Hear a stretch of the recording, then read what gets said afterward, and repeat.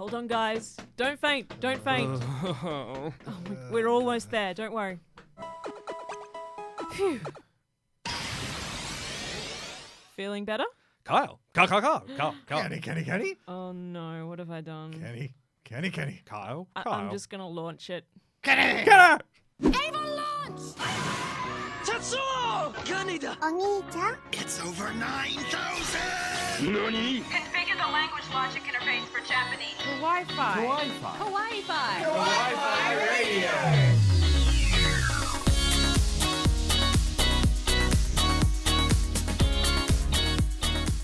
Konnichiwa, and welcome to a new episode of Kawaii-Fi Radio. The podcast where we look into the world of anime and manga. I'm your host, Kyle, and joining me are my co-hosts, Coco and Kenny. Wait, am I Coco? Am I Kenny? Oh, that's a fake worse than Did that. we swap you in the balls? In the Pokeballs? I think I've at least recovered from my Pokemonitis, but I do believe I might be in the wrong seat. I'm just very impressed you were able to carry us to that Pokemon Center. I know, we're not like guys. Yeah, I'm strong like a Machop. Strong like a Machop. Yes, it is a new episode of Kawaii-Fi Radio. We have moved studios, finally, and we're all up and running. And that's why we're having difficulty figuring out who's who. The seats are all different.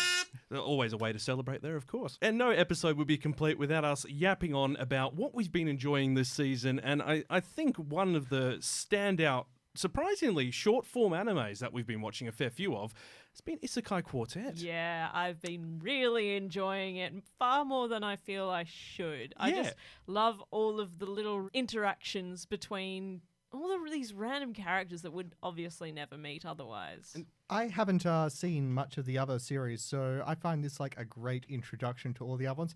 But I am a little worried for it, specifically in the case of Darkness of Konosuba. Yeah. I feel like they are milking her joke a little too much, making it sort of like a one-note deal. I thought you were going to say you were worried for everyone else. Yeah, I'm worried for everyone else. Generally. Especially everyone who's from the Demon Lord anime as well, because that's so good. they're all meant to be villains, and that's right up Darkness's street. I love the two voices we get with him. Yeah. That's so funny.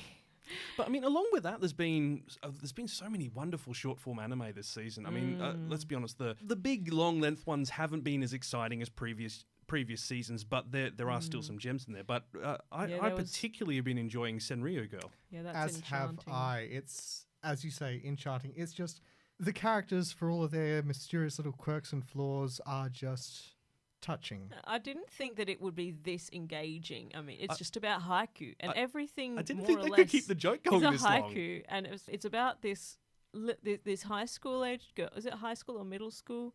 I think they're high school, yeah. High school age girl and her thug friend. Not my words. The words of the series. And he's got a scary face, doesn't he? Yeah. So he doesn't really have many friends because everyone's scared of him. But he's into a haiku, as is she. Mm-hmm. She only Talks. It's her only mode of communication is haiku. But we don't know if she's actually talking or just showing these scripture boards to people. Because we get a little bit of voice acting when she shows it, because it reveals what she's saying and it reveals it in a haiku. It'd be kind of sweet if we found out that she actually couldn't speak, and that is her way of communicating. Well, I mean, we've been introduced to some other very interesting characters in it as well, such as a girl who literally draws her face on a board to show her emotions and her words like a flipboard while she holds this big drawing pad in front of her face. As talented an artist as she is almost as terrible as a social communicator as the main characters. And random fact, if you go to your local office works in Australia, likely another equivalent in the US or the UK or wherever you're from, you can actually buy a massive post-it note pad that will enable you to also communicate by drawing your face and its expressions. Yes, when we were looking for equipment for the new studio, we went to our local supplier in Australia, that's Officeworks, and they have a post-it note, those lovely little sticky notes, the size of 1 meter by 1 meter. Yeah. For our US friends, that's 3 and a bit foot by 3 and a bit foot. It's big. And it's sticky. I mean, if you just want to leave a note for your mother in the most passive-aggressive way possible. God. Yes, the passive-aggressive neighbor or housemate would have a field day if you get... Massive post-it note. If we ever get a passive-aggressive note, each of us, we have to go and buy one of those, and that has to happen. And we should write it with each of our expressions looking at them disappointedly. Fair enough. Now, we did have to delay this episode slightly because both Kenny and I were down with the case of the zombie virus. Yeah, that's why we took them to... Well, that's why I heroically carried them to the Pokemon Center. Yes, trainer. We Didn't are I? much in your debt. Yes. Which actually led me to reading a manga while I was down with allergy for the past 2 days. All 260 chapters of it, in fact. Whoa, now. Oh my god, I thought you were about to say pages. No. And That's that even is better. I Am a Hero. Now, this is a manga which started back in about 2001, and it is a Japanese zombie manga set in Tokyo. Much like we've seen some of the other shorter ones. Very similar in premise to the American zombie film genre, but obviously with its own Japanese twist. Is it anything like High School of the Dead? No, it's nothing like High School of the Dead. It's not that kind Not that of kind. manga. Or the It School Life Club. actually Yeah. it does do a lot of interesting storytelling. The main character, like it took me 10 chapters to realize it was actually a zombie manga. There were lots of little bits hidden in the background. The artwork is phenomenal. Like School Life Club. Yeah. Yes. But it's you're actually seeing what's happening in the lead up before the outbreak actually happens properly. So little bits and pieces hint that something's not quite right. And if you knew going in it's a zombie manga, then you can pick up on them. If you don't, you won't necessarily just go, oh, it's another flu epidemic. But the main character is so immensely strange. Is he a hero? Do you like him, or is he an anti-hero? I don't know. Even after reading all of it, he's Ah. not a bad guy, but he's not a good. Well, he's got morals somewhat in the right places, but he's your cliched manga artist who's a bit of a perv, a bit socially awkward, a bit strange. Are they all like that? Is that Well, a cliche? It is, according to Japanese mangas at least. And the whole story follows him as his escape and return to the city. He meets people on the way. People die. He rescues other people.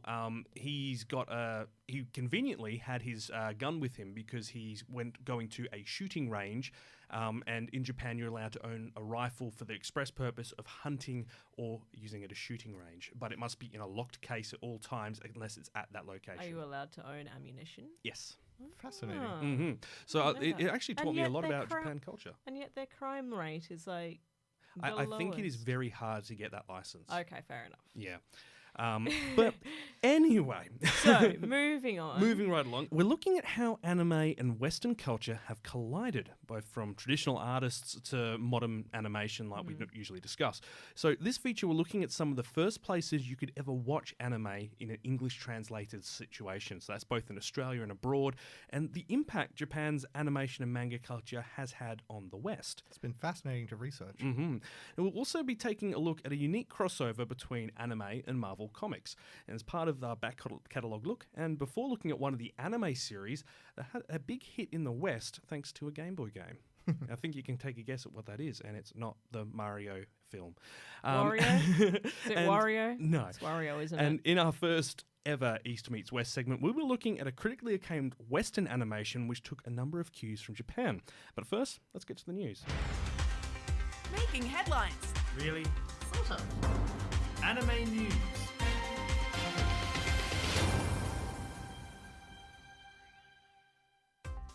Changes to the Academy Awards and a delay to the Shield Hero. This is Kawaii-Fi Anime News.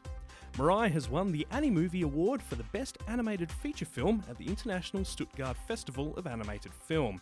The German festival selects 10 nominees from a list of over 60 films each year before declaring Mirai as the top feature from the past 12 months. It's been 5 years since a Japanese feature has won the award, with Makoto Shinkai's The Garden of Words previously winning the award in 2004. The Academy presenting the Oscars has announced a change to the rules for the animated feature film category, which could improve anime's chances to reach the Oscars. Previously, the animated feature film category would only become open for entries once 8 eligible films had been released in cinemas that calendar year. Nominations will also be automatically open to members of the short and anime film branches, giving the industry a say on nominations before other members of the Academy opt in. Animated features are now eligible for nomination if they've had a screening in either the city of New York or Los Angeles County. Detective Pikachu has had a great start at the box office, becoming the best video game movie debut ever in the US, despite competing against strong competition with Avengers Endgame. The film took in $54 million in its opening weekend, coming in second at the box office to Marvel's Juggernaut, both in the US and internationally. The film will have to earn over $430 million internationally to top the current highest-grossing video game film, Warcraft. And a sequel may have already been green-lit, though questions remain over its potential writer, Sonic the Hedgehog's Oren Uziel. Several new anime announcements have been made in the past few weeks, with shows for the next season and later on the cards. Isekai hero novel, the hero is an overpowered but overly cautious hero, is getting an anime adaptation in October, according to the manga adaptation's first volume. The story follows a summoned hero, Seiya, who is incredibly powerful but doesn't like taking risks, killing slimes with his ultimate attack for instance. Also based off a light novel, Isekai Cheat Magician has been listed with a July premiere for the series, following the story of two friends who get transported to a fantasy world and become magicians. And a third season for rural comedy series, Non Non Biori, has also been given the go-ahead with a promo video on the show's website. The show previously had 2 seasons, which ran in 2013 and 15, along with a movie last year. Ghost in the Shell director Mamoru Oshii is working on a new anime series due out in 2020, with the new studio Ichigo Animation. No details on the story have been announced at this stage, though it said Oshii has been developing the series over the past decade. The show is currently slated for a Japanese release sometime next year. The dub for Isekai Hero series The Rising of the Shield Hero will be delayed by 2 weeks, according to Crunchyroll. The announcement by the Tasty streaming service explains the break will occur after the airing of the 19th episode on May 19, with weekly releases returning on June 5th. At this stage, the service says the delay is due to unforeseen circumstances, though no further information has been given. Staying with dub news, Season 3 of Bungo Stray Dogs has just landed on Crunchyroll and Funimation, with new episodes due out each Friday, and an English dub for Domestic Girlfriend is also in the works from streaming service High Dive. No release date has been announced at this stage. And that's your anime news for the week ending May 18, 2019. You know what? I'm surprised that WoW hasn't started an animated series. Yeah, you do make a point. I could imagine the team at Blizzard would be quite interested in something like that. It's such a doable story. It really is. It's commonly said about their animated sort of like short movies introducing new story segments that they really should just give up the whole video game thing and just make animated movies. Yeah, I mean, I do remember even back in the Warcraft 3 days, everyone was really impressed by the quality of the CG cuts for the end and beginning of storylines. Absolutely. Mm-hmm. Now, something I do want to mention from that is the new anime from the Ghost in the Shell director. A decade in the making. Oh, that has my hype. Wait. I hope it's good, but here's something really weird. The studio he's working for, they've only just been founded, and the company, Ichigo, is actually an energy and real estate company. Yeah. I have questions. I have so many questions. I really only have the one question. What? Yeah. Nani? So it's going to be interesting. They've said potentially spring or summer next year. But as with any anime which is only announced like this, there is no name, there is no script, there is no plot available online. No one knows even what genre it fits into. Therefore, that release date is very vague. Most irritating. Oh, yeah. And then, of course, Detective Pikachu. I mean, I was kind of expecting it to do well. The trailer, Ryan Reynolds' offbeat kind of humor. He's excellent at marketing. He is. He did put the whole thing online. If anyone wants to have a look and watch the entire thing, it's not the film, obviously. Sort of a not April Fool's joke.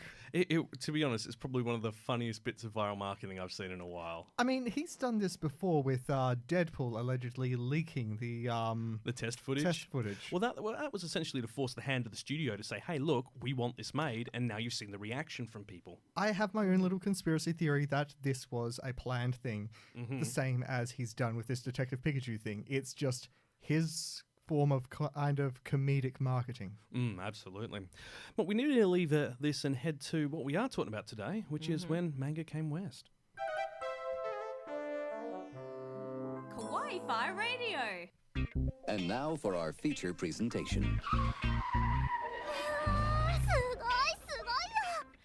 Now featuring So if we're going to talk about East meets West, we have to start right at the beginning. We do. As is your sort of... Bang. Yes. It's sort of your Let's expertise, begin isn't it? right at the beginning. Okay, and we're going to start with the Silk Road, also known in China as the Jade Road. Because this is... What? We have to start right when trade was first established. I'm not Really? entirely Yes. sure that they had anime back then, Coco. Well, let's just clarify a few things now. We're talking about anime's influence on the West. Now, this is not just anime. This is manga and Japanese, Oh, yeah. comic culture. Full stop. Granted, And yeah. also art. And artwork. Yeah, it's all intertwined. I'll try and make this real fast. So, obviously, the Silk Road is very old. It was established sometime between 144 BCE and the 1450s. It's what's kick-started cultural trade.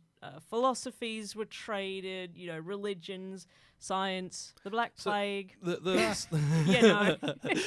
Silk Road is literally a road which wound its way through the Himalayan Alps. Is that correct? Well, actually, it's a number of networked roads. Oh, is it? Okay. Yeah. And this is all through like the area around China to get from the Asia to the East Western culture. Africa, up to the southeast corner of Europe as well. If I'm not mistaken, it was Marco Polo who kind of made it famous through trading and writing a journal of his travels through it. Yes, and also there was a maritime Silk Road. Obviously, Japan is an archipelago.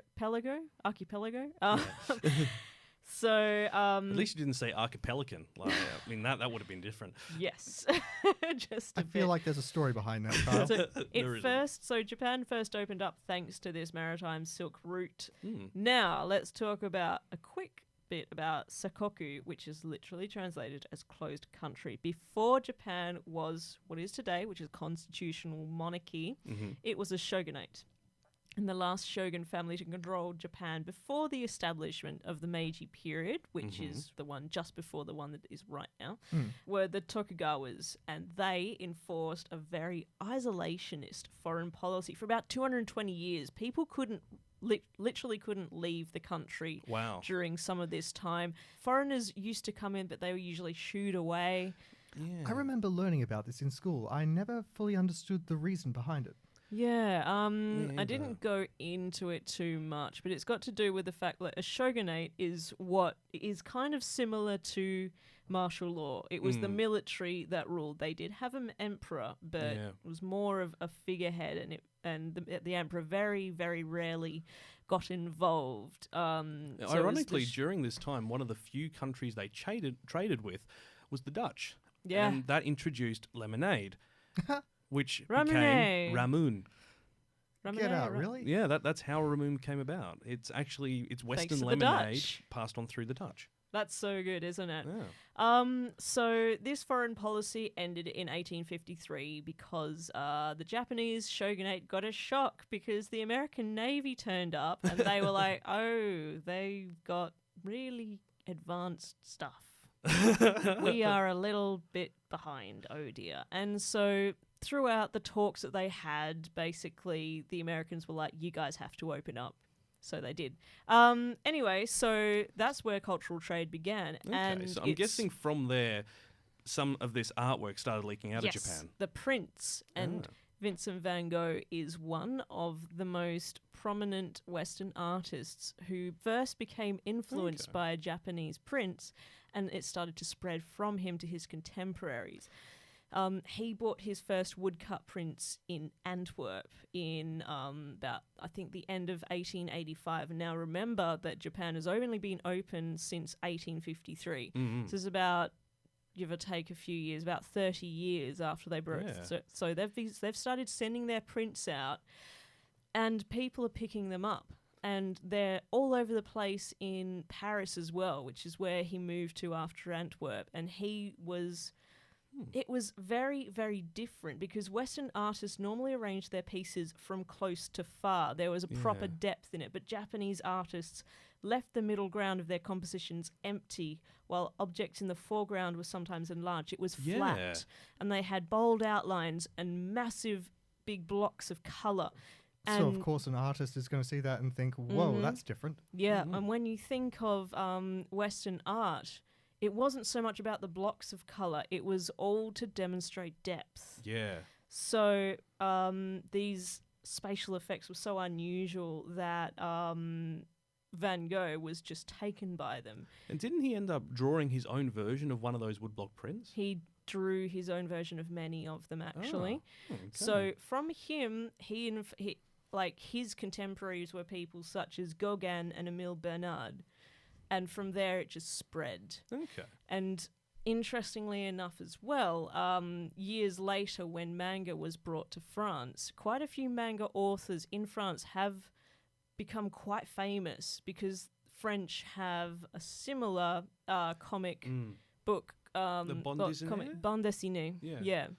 So it was, I guess, more palatable to them, and which explains the strong connection that you have with anime in both France and Italy, because Italy also has a similar culture around comics. Of course, there we go. That was actually kind of where I started my search in this thing.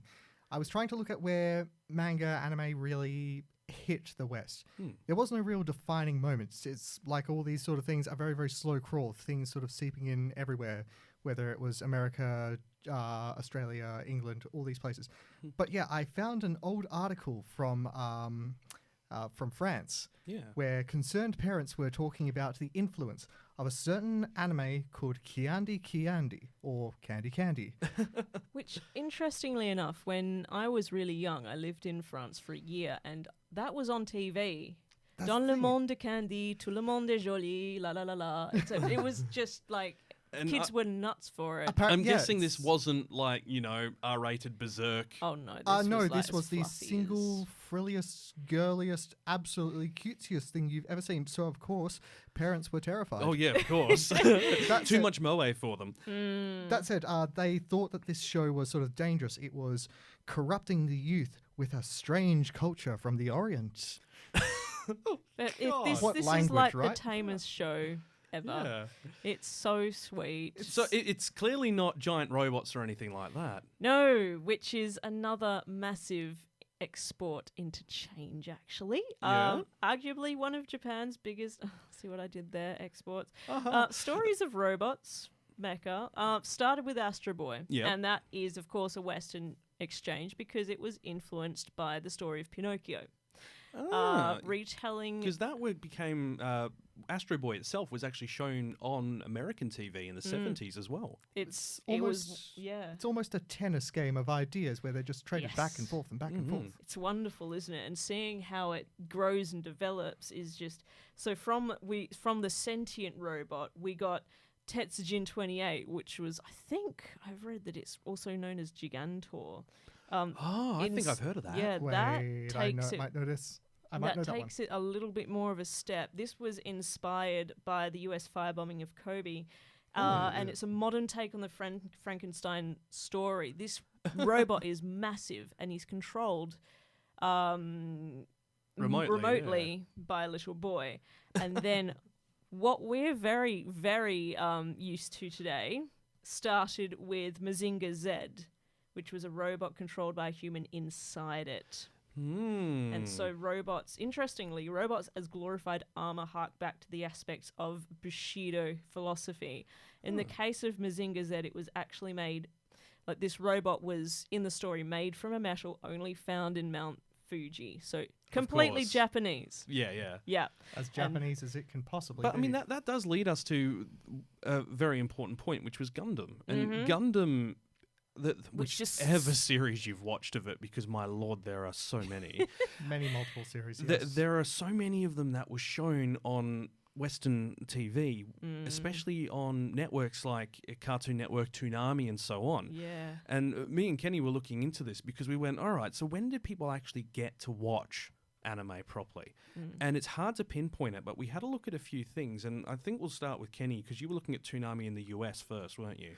Yes. Well, at first I thought it was only in the US, but then I discovered it's a very worldwide thing. It's didn't just play in the US, though it did start there. It's in Australia, it's in the UK, it's in Pakistan, it's in sub-Saharan Africa. Okay. So a lot of countries, clearly. So Timbuktu. Yeah. Possibly. Indeed. Possibly. That's awesome. Give me a minute to find out. But yeah, I mean, because at that time it was a programming block on Cartoon Network, so it was like a period of the night which they dedicated and say that, you know, just like we have with Adult Swim at the moment, where it's a Precisely. specific time slot, and they said this is, you know, Adult Swim's time slot. We'll show those shows. Same thing with Toonami. And this was before such delicious streaming services as Crunchyroll, before Netflix, before any of those things. This was people's introduction to Japan, to anime. This is where Gundam was like first basically introduced, as well as, of course, Dragon Ball Z, of course. What about Power Rangers? Power Rangers oddly has a bit of a checkered history, which we'll get into in another episode. But depending on the company, because of the toy rights, it would depend on the channel it ended up on. Of course. But yes, Toonami had such showrunners as Tenchi Mio, Evangelion at a later stage, and even later on was basically the introduction to such huge hits as Naruto. Yeah. Now, Toonami is actually quite interesting because they had, in different countries, they were actually operated independently. So you have the one in the US, which did look at all different aspects of anime, and it was a programming block. In the UK, they had that programming block originally since, I think it was 2000. In 2003, they turned it into its own channel. Oh, wow. Here's the thing, though. It wasn't the content you would receive in Australia or the US. It had martial art films on there, along with anime series, Western cartoons, and the dedicated Adult Swim programming block. That sounds pretty good. It was marketed towards male teen audiences, but it didn't show any content above G rating. Yeah, you can see the contradiction here. So all these audience members are crying out for something like Neon Genesis, Trigun, Cowboy Bebop. They want none complex of it. stuff. They got Pokemon, Yu-Gi-Oh, but I also worth noting these are all the 4Kids dubs, i.e. Christian household friendly dubs, and So- that basically didn't sit well. So it didn't do particularly well. And then in 2006, they pretty much committed seppuku and relaunched it with a focus on teen soap operas, sitcoms, and non-animated shows. This ultimately killed it completely in the UK. Well, Oh. was this something that maybe perhaps had to happen for the greater good? Probably. So what's the UK took a while to get into anime compared to the rest of us, and you know, Australia and America got into it a lot earlier because of that closeness with Japan. I mean, Australia's version of it just came from a sort of a copy from the cable network. We were getting it on Foxtel, or at least the rich kids were. And that ran from 2001 to around 2006. It was cancelled around then, as it was for a little while in the US. Declining ratings saw that despite it having all these things and a very dedicated fan base, it went under for a good couple of years. Then something interesting happened. So, a bit of backstory for Cartoon Network. Every year on April Fool's Day, to ring in the day, they play The Room, as in the Tommy Wiseau movie. What? Really? That is something which I don't think we can cover on the show unless it's made into an anime. Oh my god, please someone make it into an anime. Dear Oh, I'd God. love to see it. But Okay. so, what happened was that this has been going since the early thousands. Okay. Every year, April Fool's Day, that happens. On 2012, it sort of changed. It played the opening credits, and then it was cut off as the mascot for Toonami, Tom the Robot, turns it off and says, sorry about that, I just visited my doctor. It turns out I have a case of the April Fools. And basically announced that Toonami would be returning. Huge new lineup. But obviously, that's on April Fool's Day. Everyone's going to think it's a joke. Yeah, it was. There was mass confusion until the day later when things actually launched and they had Bleach, Death Note, Dead Man Wonderland, Whoa. rehashes of all like their old classics and new Wow. favorites. That's and so good. yeah, it was a return to form. Still going in the US. But I mean, this is looking at what we have with the broadcast mediums, but home media and cinema were a big part of this as well. And oddly enough, as I mentioned, obviously in Australia and America it was fine. We got it through SBS and other groups and so on. In the UK, they didn't really have anything until about 1987. Now, there's a BBC documentary which aired in '94 called Manga. And it's presented by Jonathan Ross, of all people. And this was around the time anime was starting to take off in the UK. It was literally a couple of years after Akira had come out. And you can actually find it on YouTube, and I'm going to put this link up on our Facebook so you can have a look. The whole 30-minute documentary's on there. It's appalling the way people from the 90s talked. But while some anime, had aired there, it took a lot longer for it to reach those UK screens, and this resulted in local producers, a company called Manga Entertainment UK, who do not produce manga but produce anime and release it in cinemas and home release, to actually launch. That actually came up a lot in my research. There was plenty of negative press during the Akira years, during times when these big movies were coming out. It was often referred to as the negative slur Japanimation. Yeah, but that means something entirely different now, doesn't it? It does. So this Manga Entertainment was founded in 1987 officially, but they didn't start doing anything till 1991 to organise the distribution of Akira into the cinemas. And it's released hundreds of titles in cinemas and for home media as well, so your Blu-ray and so forth, and even was a financial backer for some animes such as Ghost in the Shell. I sense a butt coming. Well, it also has the horrible honour of producing a range of very poorly received dubs. Very poorly received dubs. You got examples there? No, I'm not going to go into it. the list is quite long. Oh, dear. The name also has caused a lot of confusion because they trade in anime and not manga. And despite opening in the UK, they actually opened a branch in Australia in 93 and the US in 91. The Australian one worked alongside Madman Entertainment, which is Australia's version of anime distribution, which was founded in 96. And Madman eventually bought it in 2008. The US arm went under, and that was in 2011, right after they released Redline. Oh. And you think Redline would have helped because that's a seminal film. That is pretty epic. That's to be one honest. of the big anime films. It's listeners, check that one out. We will cover it in a later episode. But I guess that kind of wraps up the East meets West exchange. A bit of it. I mean, there's far too much to go into, but that's a kind of a brief overview. Please have a look online, and we will obviously post that link to the YouTube video online as well. But we've got to go to a very, very strange connection between Western comics and Eastern animation. Kawaii-Fi Radio.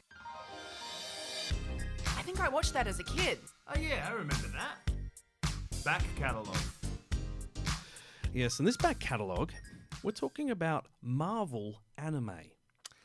I think I caught this, a few episodes of it a while back. So this aired between 2010 and 2014, and it was a collaboration between Marvel Entertainment and Madhouse Studios in Japan. And the aim was actually to reintroduce the characters to Japan because Marvel comics were not selling well in Japan because they're competing with the massive deluge of manga. It feels like kind of a tall order to try to compete with anime and manga it's all in established, Japan. isn't it? It is. It's Very. already there and it's been there for decades. So the idea was actually to create a separate universe of manga, anime-focused, Marvel stories. So Madman was literally given full creative control to do this, being guided to do so by incredible comic writer Warren Ellis. Oh. Yeah, so, and if you don't know who Warren Ellis is, he's responsible for many of both Marvel and I believe DC as well's Yes. best storylines. He is an incredible writer. You're a fan, aren't you, Kenny? I am indeed. I've And been this following work a features while. Japan as a setting for all the stories. So there's 4 different series. Each of them got a 12-episode run each. There's 2 films as well, which are set afterwards. The first one, of course, just like the cinematic universe, started with Iron Man. And Tony Stark goes to Japan to produce a new arc reactor power station and showing off a new type of armor he's made for others to wear when he retires. The Iron Man Dio. I wonder what that's going to do. It might maybe betray him. What? What? You thought I was a Really? superhero, but it was me, Dio. The Dio. Oh, far out.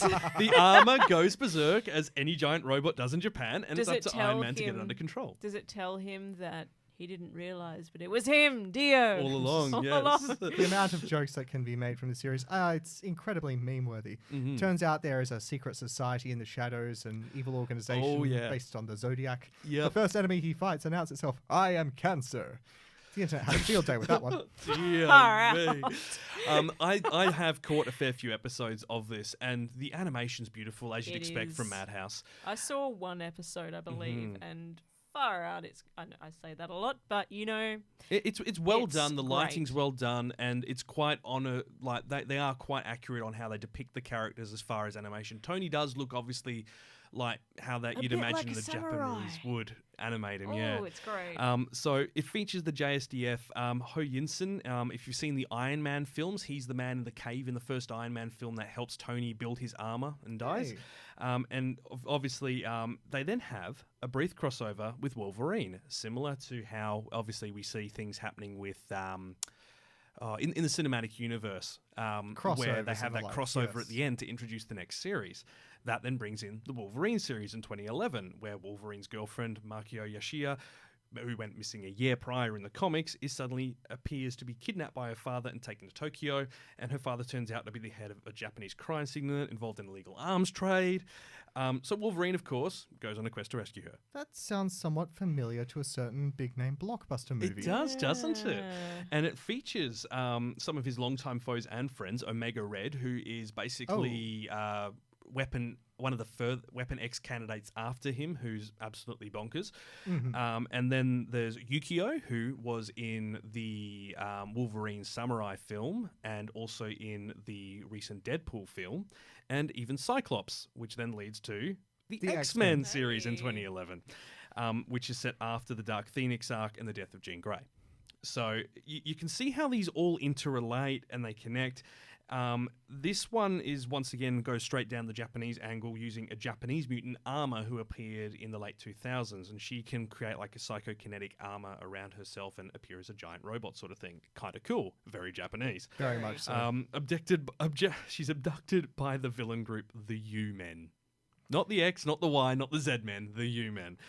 They're stealing organs of mutants for some reason. Not sure on the story there. It contains all the characters you'd expect from X-Men, so Cyclops, Wolverine, Xavier, Storm, Beast, Emma Frost.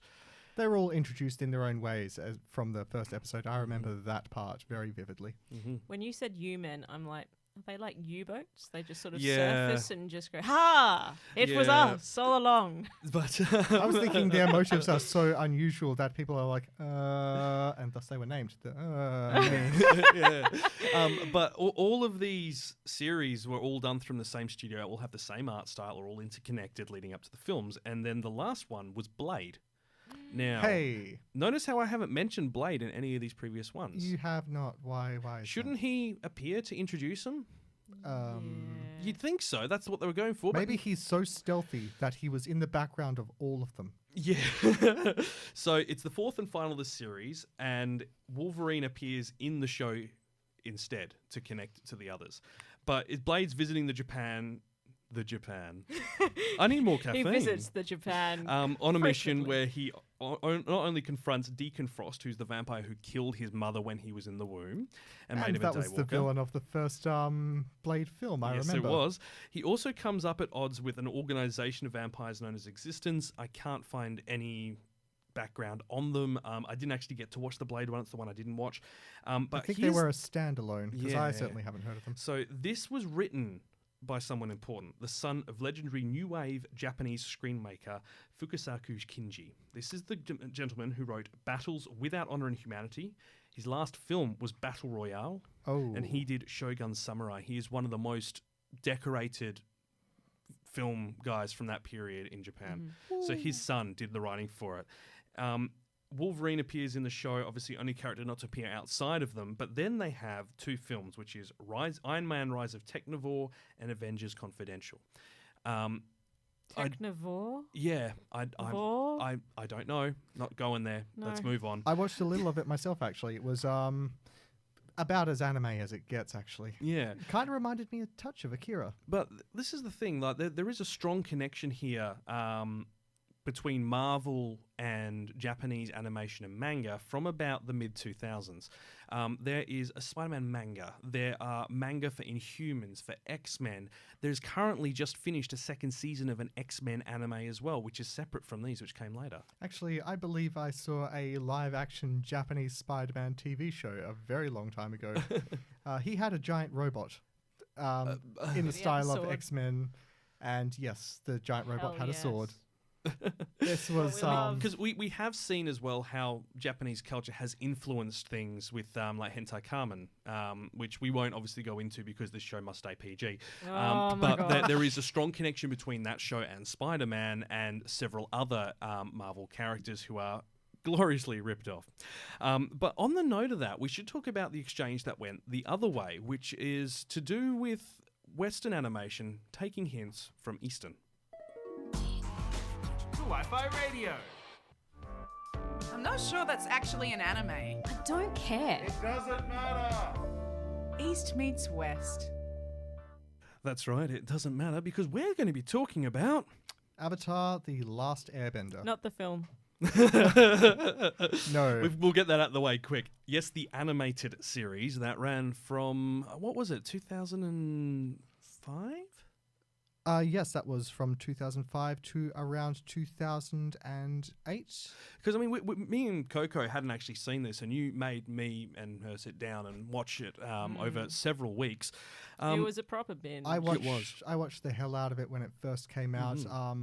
I was living at my cousin's place for a while, and they had Foxtel, so I got to see all of the first series in one big packet on Cartoon Network. It was wonderful. Really, it still stands out as one of my favorite animated series of all time. So, bit of backstory. This all takes place in a mysterious world where people can move the elements. Some people are born with the ability to have an attunement to the earth, to water, to air, or to fire. Kind of bending it to their will. Precisely, as the name suggests. They are like earthbenders, waterbenders, and such like that. And these people live in a certain harmony. They have their own countries. And there's only 4 elements, isn't there? Fire, wind, water. There's no heart. No this hearts. isn't Pokemon. There's no child there standing with a live There's no beating heart Captain going Planet. dudum, By dudum. earth powers combined, I am the Avatar. And there exists one person in the world, only one of these people at any one time, who has the power to control all 4 of the elements. That's the Avatar. Exactly. Much like the Dalai Lama, whenever they die, the Avatar is reborn somewhere else in the world in sort of sequence with the elements into one of the tribes.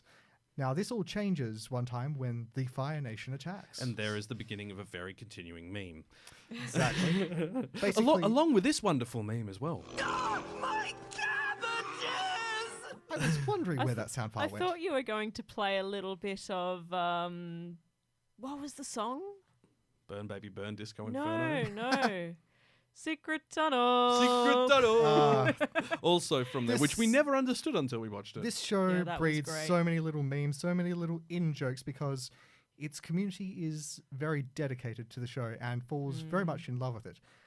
It is beloved. There is a reason for this, I think. Well, what I've been personally able to gather is because of its themes, because it treats its viewers as adults. Yeah, which is what a lot of Japanese animation does. Precisely. That's why it really grabs at people's imaginations, because there was another series, the Batman animated series, that dealt with death, that dealt with murder, that dealt with like these Mental illness very as well, right? exactly these very, very harsh issues. Much like that, Avatar deals with war, imperialism, literal genocide. And very complex characters. Exactly. Oh, the redemption arc for a certain character who shall not be mentioned because spoilers, because you at home Yeah. must all watch this. I feel like everyone needs to watch this as spoiler-free as possible because it's so worth it. The questions that these shows ask on like destiny and sort of like fate, deeper meanings behind all that sort of thing. But it even touches on contemporary matters like identity, discrimination, marginalization. Yeah, it does, doesn't it? Messages can be sort of heavy-handed in the first series, mind you, but I don't think it takes away from it, and it only seems more natural as it goes along. And as mentioned with character arcs, everyone develops, everyone grows and learns, and I could talk about this for days. All right, so let's have a look at the background of this, because obviously it's a series which was actually created by a Western studio, not out of Japan, and it has a very similar look to Japan. But where did the people who came up with this idea work before it? Because surely they must have some sort of Japanese influence. Oh, they had plenty of Japanese influence, but not in their work environment. This comes from Brian Konietzko and Michael Dante DiMartino, pair of animators for Film Roman. These guys worked together for quite a long time on such productions as Family Guy and King of the Hill. Okay. If you guys know Wow. these, they're Yeah. very Simpsons-esque TV shows, Yeah. very American. I guess at the same time, the characters in those shows are complex. At the Oh, same of course. aren't they? Except for Peter Griffin. There's Yeah. thought behind A these little bit, shows, yeah. arguably. But this was conceived in 2002 while they were working. Ryan made a sketch of a bald young man herding sky beasts and showed it to his good mate Dante, who was watching a documentary about people wandering through the South Pole. Okay. They pitched the show to Nickelodeon 2 weeks later, and it premiered in 2005, 3 years later. Wow. Between then and now, it's just won all of the awards and captured imaginations everywhere. Things can move really Yeah, fast in they this can. industry if you have a good idea. Kind of inspiring. Yeah. Now, the interesting thing as well is that it was there are a lot of international cultural influences on this as well. Absolutely, especially to do with the bending styles. Yes, each of the elemental bending styles, because these guys were such enormous fans of Hong Kong action cinema and your old school kung fu movies, each one of the elemental styles involves a sort of a movement base to it. Earthbending is based on a kung fu style called Hungar. Firebending is based on Northern Shaolin Kung Fu. I don't know if you guys have watched videos of Shaolin monks practicing, but A little bit. I've about seen as scary as Shaolin it gets. soccer. Yeah, does that count? About Kung Fu Hustle. Kung Fu Hustle. No, you don't have to answer that. All right, continue. So No, what? I'm just imagining Kung Fu Hustle in the Avatar universe now, and this pleases me. Well, I got the feeling that waterbending was related to Tai Chi. Exactly that. There's very, very smooth okay. flowing movements, as you would see for something in water. Airbending is based on something called Ba Gua. It's similar to Tai Chi, I think. Okay. There is a lot of research on this, and the amount of forum arguments and debates that the fans will go into about name conventions, wording, and each of the different elemental styles. There was a hot debate I was looking at about how one of the characters, the blind earthbender Toph, has her own version of the praying mantis fighting style because her hands are always kept in close and her movements are so stiff. And yeah, that's what this series breeds, just a dedicated fan base just to... It's relevant to everyone, isn't it? I'd say so, yes. Oh, yeah. Well, I think we do need to talk about our next topic in a moment, but I would like to leave with the thoughts that Avatar is, while it might look like a lot of episodes to many people, it is a phenomenal it's worth series, and I wish I had seen it earlier. It has fantastic spin-offs as well. The Legend of Korra, which follows directly on from it, is not to be considered just rehashing or anything like that. Yeah. It is its own series. It's a new character altogether, so it's something else. It's set in the future, and it's a lot. It Kind of shows like how the world can steampunk. change. Yeah. Very. It's Yeah. there's automobiles and stuff. And there was, of course, the Shyamalan film, which shall Look, not be named. I haven't seen the film, but I kind of feel a bit bad for him because by all accounts, the guy is an amazing dad.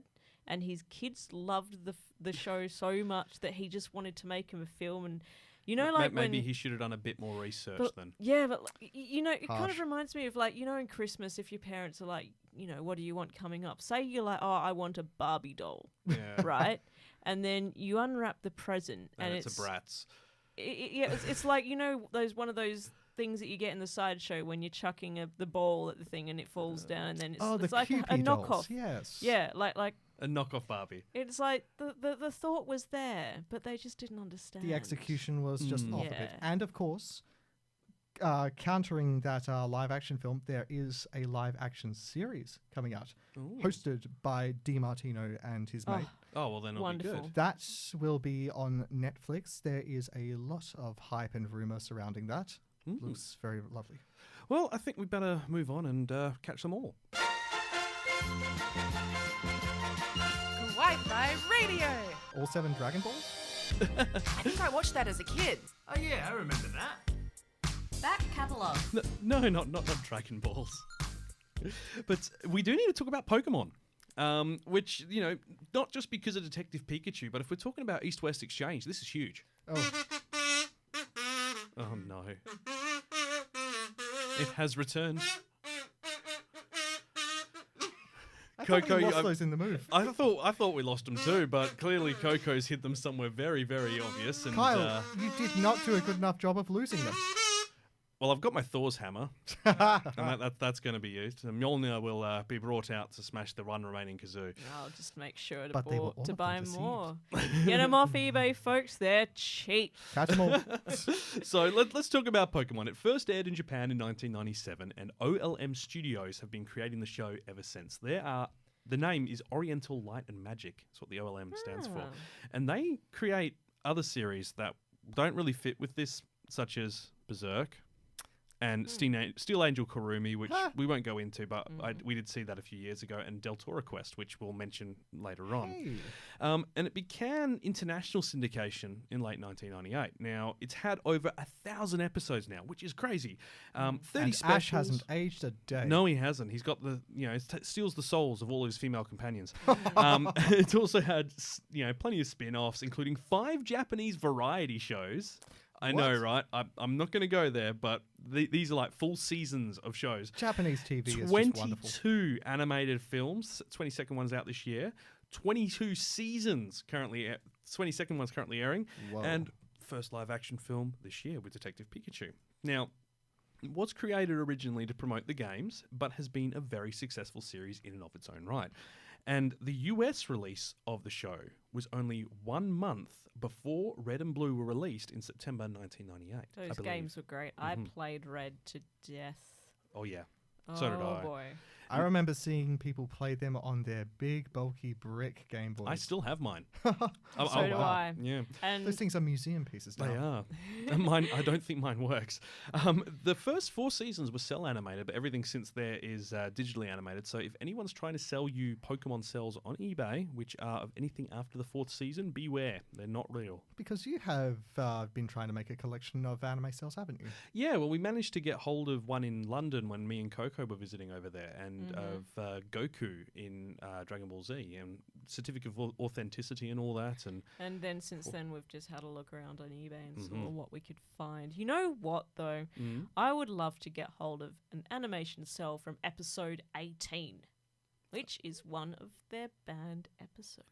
Yes. Now Banned in the US. So Pokemon has the terrible history of having its episodes banned internationally in different locations for different things. They miss the mark. Now, are these bans happening for reasons like for kids? Yes. In some cases, yes. In other cases, cultural sensitivity at the time. Yeah. So what was episode 18? Episode 18 is an episode called Beauty and the Beach. Oh, no. Yes! I think I know this one. I think everyone's heard of this one. Misty takes part in a bikini contest only to find that Team Rocket, Jessie and James are also taking part. How is James in the contest, you may ask? He's in very good drag. With inflatable boobs. Yeah. He literally in this episode, he doubles their size, grabs them and says to Misty, "You participated 10 years too early." She's a child at this point. Well, yeah, they're 10 years old. Now, we should actually mention the plot for anyone who's unfamiliar with Pokemon, but Pokemon follows the adventures of Ash Ketchum, 10-year-old Pokemon guy Pokemon trainer, goes and gets his first Pokemon for Professor Oak, and that's a Pikachu. He's known in Japan as Satoshi. This is in a world where there are monsters roaming around that you can catch in these little cyber balls and use them to battle other people's Pokemons. Now, we imagine you probably would be living under a rock if you hadn't heard of it in some shape or form. But this then brings us to what I would like to talk about, which is the banned episode, which is The Legend of Mineru, which is the Japanese word for Dratini. Now, this is set in the games. There's an area called the Safari Zone, which is like a safari area. You go in, you get a limited amount of steps you can walk to catch Pokemon in. Special balls to catch them with. Yeah, you can throw them bait and so on. Now, it was banned by 4Kids, this episode, for 2 reasons. The appearance of firearms, which was the first in the Pokemon series. Now, some sources cite this as its timing. Very unfortunate timing. It starts airing in September, August in America. the Columbine shooting was in Oh. April 99, and this is episode 35. It's pretty much bang on when the shooting would have happened as far as their broadcast schedule goes. Yeah, that'll So obviously you can't at that point be showing Yeah. guns in a child's show. So the Yeah. 35th episode of the original Japanese series was never released over here because of that. The other reason, Meowth has a Hitler moustache as a disguise. What And we're not talking just like a silly one. It looks bang on like it. Japanese sensitivity coming through I again. mean, someone could make the case that he has a Charlie Chaplin moustache. Well, some could. However, I believe there is a moment where he raises his arm, which looks like a salute. Oh, okay, yeah. So, That'll, yeah. yeah. Now, That'll do it. 4 Kids, we know for a fact, does have this episode. They just didn't dub it because they use footage of it in the Poke Rap. Because it's the only place you can see a Taurus. It's Oh, the wow, only place you can see a Rhyhorn. It's So the only place you can see a continuity, Dragonair. yes. The removal of this episode led to continuity problems. Oh. Yes. So Ash captured 30 Tauroses, which later appeared in episodes in tournaments, and they were never addressed where he got them from. Has anyone ever considered whether it was a good idea to give a 10-year-old A monster. monsters to Yeah. like catch and fight and I mean, like, 10-year-olds? your standard people? starter 3 Pokemon are a Charmander, a Bulbasaur, and a Squirtle. Squirtle blasts water from his mouth. No big deal there. Bulbasaur has little razor leaves which can cut apples. And vine whips. Yes. Yeah, Which, that's a bit- you know, there's questionable stuff there. Yeah. But give a kid a Charmander. That's asking for trouble. It's like That's like saying, I here, saw a have comic an on that recently, actually, and it's like, you know, a Bulbasaur is lying in the bed and it's crying, and the trainer's going, "It's okay, you've just seeded the bed, it's no problem," as in its seed. Then it's got, you know, the the Squirtle, and it's like, "Oh, you wet the bed, it's all right." And then the third panel is a man outside his home quaking backwards and forwards as his house goes up in flames behind him, and the Charmander going, "Cha cha!" Yeah, and it's like Pokemon in this universe go from that kind of status to psychologically traumatizing psychic-powered Pokemon Yeah. Me to too. godly, overpowered things which can destroy the worlds. And 10-year-old kids are running around with these in Yeah. their pocket. Now, the interesting thing about the Pokemon series is, as you mentioned earlier, Ash has not aged a single day in it. They did update his animation style in about 4 years ago. I really wish he grew a little bit. Yeah, it'd be I wish he'd nice. just have a birthday. He also has not won a single Pokemon League competition. Then why He are we got even very, bothering very to follow close. him? He got very, very close. He got to the final and then lost because of a dodgy reason, which sent the internet into an uproar. Why are we even bothering? He's Exactly. obviously never going to get anywhere. Why No. is he even? You know why? Because he's stuck in a loop. Yes. He's stuck in a loop and But- he can't get out. On the note of getting stuck in a loop, we need to talk about another band episode. Oh, yes, I did have something about This is to do with Porygon, isn't it?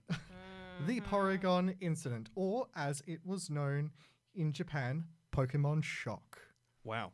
Now, What happened? the 38th episode of the Aptly first named. season called Cyber Soldier Porygon. So this is only 3 episodes after the Taurus episode. Exactly.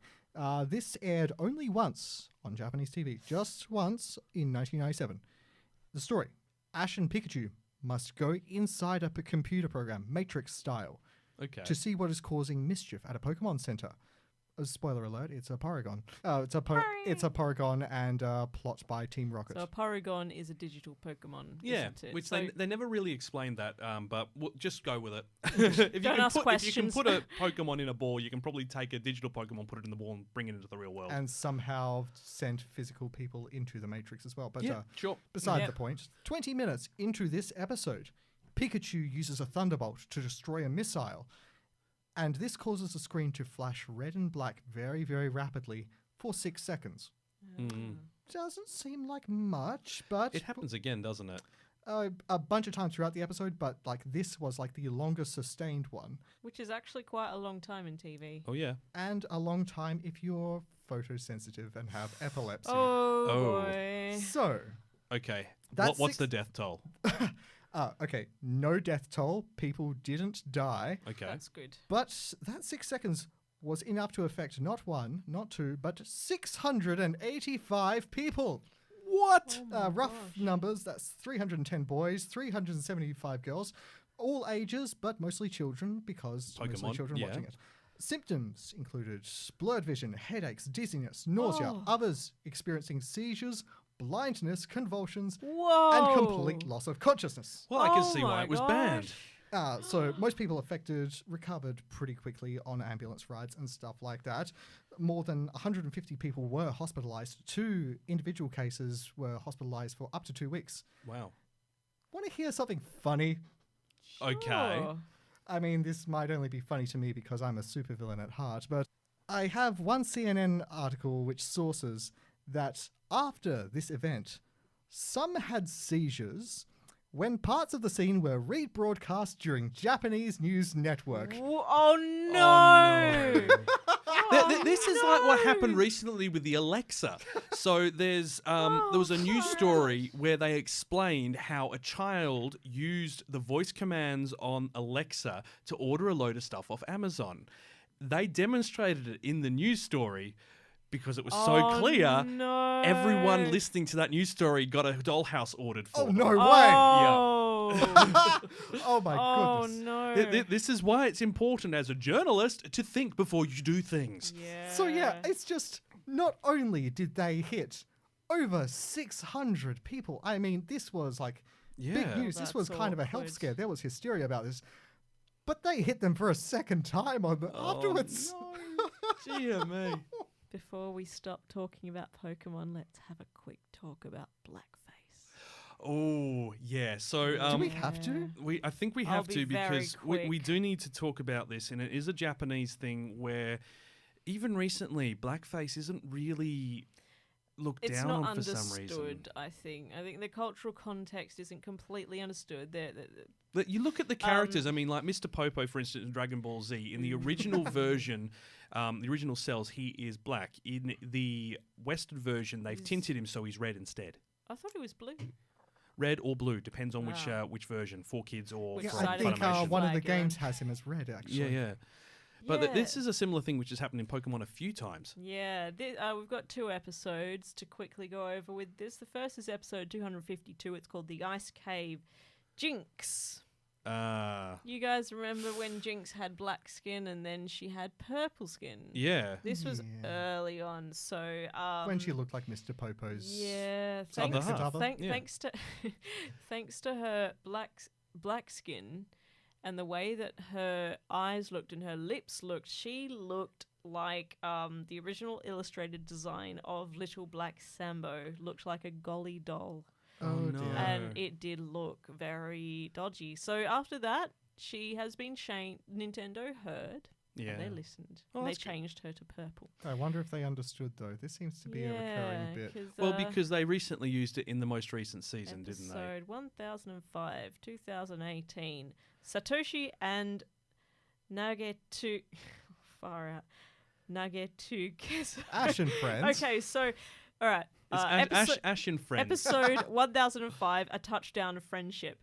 This episode revolves around the Pokemon called Passimian, and during the course of the plot, Ash wears face paint to disguise himself as one of the creatures. Now, Passimian is a white and black monkey Pokemon. Yeah, but there are bits that he should have painted on his face white, he painted black, and it looked real dodge.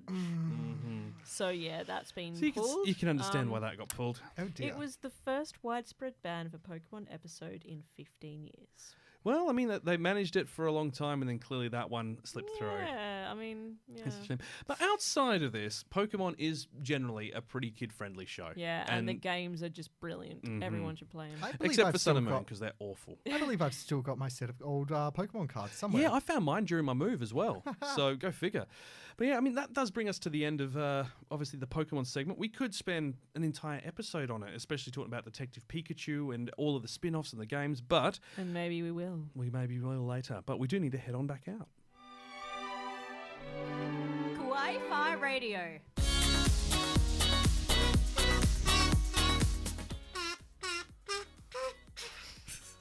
I really am going to have to find a way to take that off you, Coco. She's only going to have what? another one later. She always has a kazoo on her. All She's right. like a ninja. I have one last note to talk about with East Meets West, and it's a very Australian note. So, Deltora Quest is an Australian book series by Aussie author Emily Roeder. And Oh. she created a fantasy series which ran from 2000 to 2005. There are 8 books in the first part, and then another 5, and then another 4 for parts 2 and 3. I believe I saw books of that in my book club thing at school. Yeah, it was very popular, and Scholastic, which are the publishers, also released... Scholastic. The group which released like those weekly little pamphlets to the local libraries and all that for upcoming book club stuff. They really pushed it because they were the publisher. So it has had over 15 million copies sold worldwide, but that's only as of 2010. The figures are expected to be closer to 20 at the moment. A 65-part Deltora Quest anime series covered the first 8 books and was broadcast in Japan in 2007. That's wonderful. Rhoda chose this option because she and her kids loved Japanese anime and wanted any adaptation of Deltora to be considered cool by kids of today. Yay. Success. There is also a manga adaptation of it, which was by Makoto Niwano and was serialized in Bomb Bomb Comics. There have been interests in adapting it to a film, but she's refused to let anyone change the story, which is why, obviously, exposure for it is quite limited. Indeed. Yeah. Well, on that note, next episode is going to be sort of East meets West as well, because we're talking about the biggest monster of all. Godzilla. The kaiju of all kaijus. I was thinking Warner Bros. Yes, we'll be talking about the new Godzilla film, and obviously it's cultural impact that relates to Japan. There is animated series for Godzilla, which we want to talk about as well, and some of the history around it, because it's actually really quite unique. Not to mention Godzilla King of the Monsters rated PG-13 out on June the 8th. You're quite well prepared for that. I am, because I am hyped. I want to see this movie. It is going to be great. But we'll be back next same time in 2 weeks. Apologies for the delay. Well, I shouldn't say same time. Not same time. We'll be back on the normal time. In 2 weeks' time. Sunday. You guys won't be sick. No, will you? We won't. We promise. will. I'll put you I don't back want to go in back the to the Pokemon Center. Center. It will happen. Don't do Look it. after Don't do yourselves. it. And Unlike everyone, me. you should look after yourselves too.